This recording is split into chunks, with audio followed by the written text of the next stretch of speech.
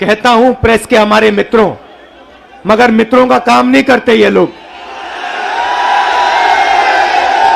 हमारा छोड़ो, जनता के मित्रों का काम नहीं करते ये। क्योंकि अगर आपके मित्र होते तो आपको देश की सच्चाई दिखाते, बेरोजगारी के बारे में बताते, महंगाई के बारे में बताते, मगर नहीं, ये तो आपको चीता के बारे में बताते हैं। देखो देखो, अफ्रीका से 4 चीता आए हैं, देखो जंगल में घूम रहे हैं। देखो, ये भी सवाल पूछा कि क्या चीता हिरन को मारेगा या नहीं। मतलब अफ्रीका का चीता हिंदुस्तान में आकर हिरन को मारना भूल जाएगा।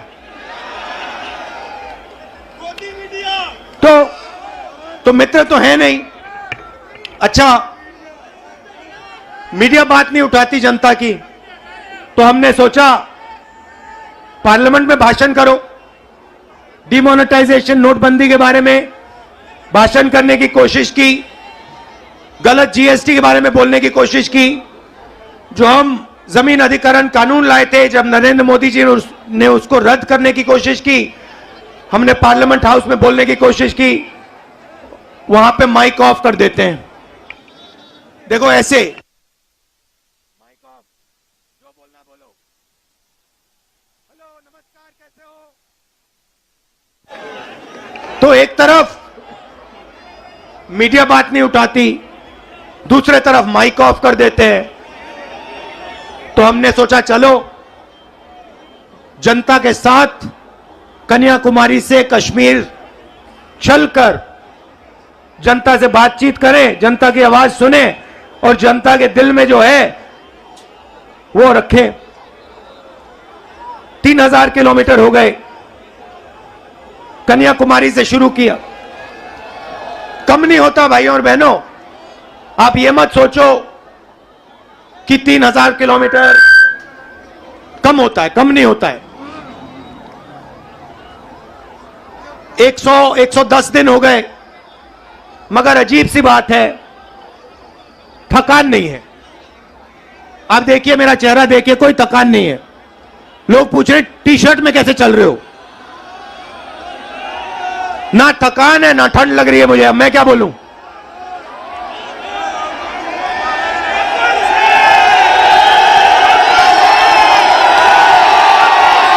अच्छा, जो प्रेस वाले हैं, एक बात देखो मेरे साथ, एक बात देखो इनके बारे में, देखो एक बात, ठहर जाओ भैया, एक बात देखो प्रेस वालों की। मैं यात्रा में चल रहा हूं, मैं टी शर्ट में हूं, मेरे साथ किसान के गरीब बच्चे चलते हैं, वो फटी शर्ट में होते हैं, उनकी पूरी टी शर्ट भी नहीं होती। मगर इन मीडिया वालों में से एक भी ये नहीं कहता भैया हिंदुस्तान में किसान का बेटा बिना स्वेटर के क्यों घूम रहा है। ये सवाल नहीं पूछेंगे, ये कभी नहीं कहेंगे भैया ये मजदूर है, ये टी शर्ट में क्यों घूम रहा है, ये किसान है, ये स्वेटर बिना, जैकेट बिना क्यों घूम रहा है। ये सवाल कभी नहीं पूछेंगे। ये सच्चा सवाल है, मेरे टी शर्ट वाला सच्चा सवाल नहीं है। सच्चा सवाल यह है कि हिंदुस्तान के बच्चे, हिंदुस्तान के किसान, हिंदुस्तान के मजदूर टी शर्ट में सर्दी में क्यों घूम रहे हैं, यह सवाल है। मगर यह कभी नहीं पूछेंगे, क्योंकि भाइयों और बहनों ये आपके नहीं है। ये जैसे घोड़ा होता है ना, घोड़ा देखा आपने, शादी का घोड़ा होता है, उसमें लगाम होती है ना, उसको लगाम को टाइट करो एकदम रुक जाता है। वैसे इनकी लगाम है, लगाम लगी है प्रेस वालों पे। जैसे ये दौड़ने की कोशिश करते हैं, जैसे दौड़ने की कोशिश करते हैं, वो लगाम खींचते बस रुक जाते हैं एकदम। अच्छा, ये मत सोचिए कि ये बोलना नहीं चाहते हैं। मेरे पास आते हैं, कहते राहुल जी हम सच्चाई बोलना चाहते हैं, मगर हमें हमारे मालिक बोलने नहीं देते। मैं कहता हूं भैया डरो मत, बोल दो। कहते हैं नौकरी भी तो करनी है हमें, अगर हमने सच्चाई बोल दी नौकरी से निकाल देंगे, किसी और को डाल देंगे, वो झूठ बोलेगा। यात्रा का लक्ष्य जो देश में नफरत और हिंसा फैलाई जा रही है उसको मिटाने का है। भाइयों और बहनों, बीजेपी की पॉलिसी हिंदुस्तान के युवाओं को, किसानों को, मजदूरों को डराने की पॉलिसी है। नोटबंदी, गलत जीएसटी, कोविड के समय जो इन्होंने किया, ये सारी की सारी पॉलिसियां किसान को, मजदूर को डराने के लिए है।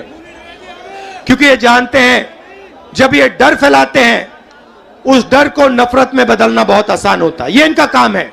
जनता को डराओ, किसान को डराओ, मजदूर को डराओ, युवा को डराओ और उसके डर को नफरत में बदल दो। डरो मत।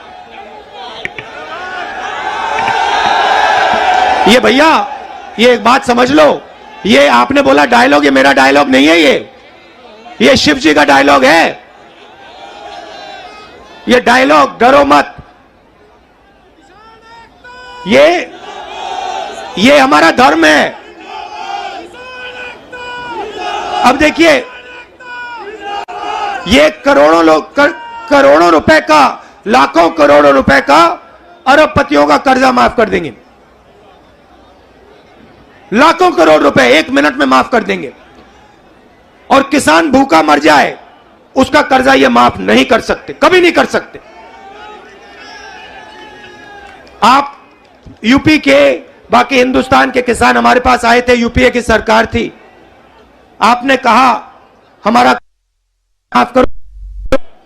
10 दिन में हमने 70,000 करोड़ रुपए, 72,000 करोड़ रुपए माफ कर दिया था। मजदूरों के लिए, गरीबों के लिए मनरेगा, भोजन का अधिकार, किसानों के लिए कर्जा माफ। तो हम डर को मिटाने की राजनीति करते हैं क्योंकि हम जानते हैं अगर ये देश डर जाएगा इस देश का फायदा नहीं होगा। अगर नफरत फैल जाएगी इस देश का फायदा नहीं होगा। भाइयों और बहनों, दो और मुद्दे हैं यात्रा के। एक है महंगाई, और मैं आपसे पूछना चाहता हूं, प्रधानमंत्री जी आते थे जब यूपीए की सरकार थी, कहते थे गैस सिलेंडर 400 रुपए का हो गया है। 400 रुपए का गैस सिलेंडर हो गया। भाइयों बहनों, आज कितने का है?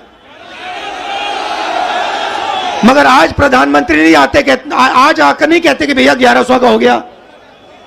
अच्छा, एक और सवाल है भैया, ये जो 1100 और 400 रुपए का फर्क है, ये किसकी जेब में जा रहा है? ये किसी ना किसी की जेब में तो जा रहा है ना। मतलब ये आसमान में तो नहीं गायब हो रहा।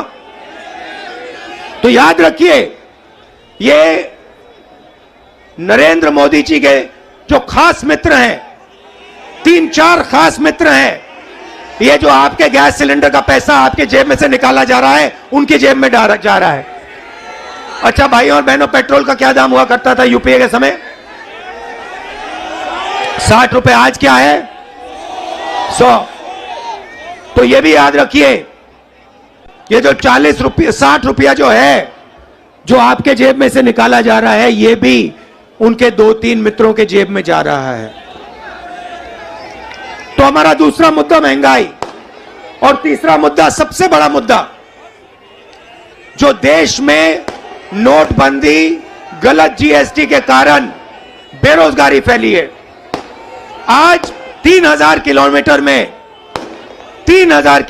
में हर स्टेट में मुझे युवा मिलते हैं। मैं पूछता हूं क्या पढ़े? कहते हैं इंजीनियरिंग की, डॉक्टर बनने के लिए पढ़ाई की, आईएएस के लिए तैयारी की। और फिर मैं पूछता हूं भैया आप करते क्या हो? कहते हैं राहुल जी, शर्मा के कहते हैं राहुल जी हम तो मजदूरी करते हैं।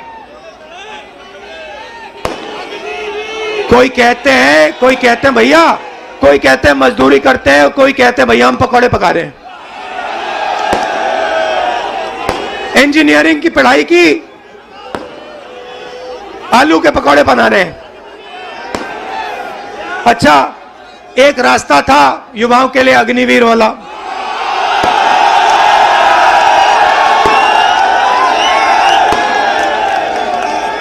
उसमें क्या था? सुबह युवा उठते थे, 4 बजे उठते थे, दौड़ते थे। यूपी में आपको हर सड़क पे दिखेंगे, देश की रक्षा करने के लिए दौड़ते थे। और सपना था एक दिन बॉर्डर पे जाके देश की रक्षा करेंगे, तिरंगे की रक्षा करेंगे, सपना था। युवा 15 साल सेना में सेवा कर सकता था, उसके बाद उसको पेंशन मिलती थी। नरेंद्र मोदी जी ने कहा नहीं भाई, ये 15 साल वाली बात छोड़ो, पेंशन वाली बात छोड़ो, ऐसे करते हैं 6 महीने ट्रेनिंग करो, बंदूक पकड़ो, 4 साल रहो, फिर जूता मार के बाहर निकाल देंगे और उसके बाद बेरोजगार हो जाओ। नया हिंदुस्तान। और जब युवाओं ने कहा कि हमें यह अच्छा नहीं लगा, और जब युवा सड़क पे उतरे, नरेंद्र मोदी ने क्या कहा? नरेंद्र मोदी जी ने क्या किया? उन्होंने उनसे कहा कि अगर तुम्हारी फोटो ले ली गई सड़क पे तो तुम्हें सरकारी नौकरी नहीं मिलेगी। तो देखिए, दूसरा रास्ता जेल, रेलवे का रास्ता, उसको भी एक के बाद एक बेच रहे हैं। उन्हीं 3-4 लोगों को बेच रहे हैं। एयरपोर्ट भी उनको दिए जा रहे हैं, पोर्ट भी उनको दिए जा रहे हैं, रेलवेज भी उनको दी जाएगी, LIC भी उन्हीं के हाथ जाएगी, BHEL, HL सब उनके हाथ जाएगा और हिंदुस्तान के युवा बेरोजगार होंगे। यह है नरेंद्र मोदी हिंदुस्तान। इसके हम खिलाफ हैं और इसलिए हमने ये यात्रा शुरू की है। और हम इसलिए नहीं थके हैं क्योंकि आपने अपनी पूरी शक्ति, अपना पूरा प्यार इस यात्रा को दिया है और लाखों लोग हमारे साथ खड़े हुए हैं, हर जात के लोग, हर धर्म के लोग। तो मैं आपको दिल से धन्यवाद करना चाहता हूं कि आपने इतना प्यार और इतनी शक्ति आपने हमें दी। इसके लिए मैं बहुत आभारी हूं, पूरी जिंदगी याद रखूंगा। बहुत बहुत धन्यवाद। नमस्कार, जय हिंद।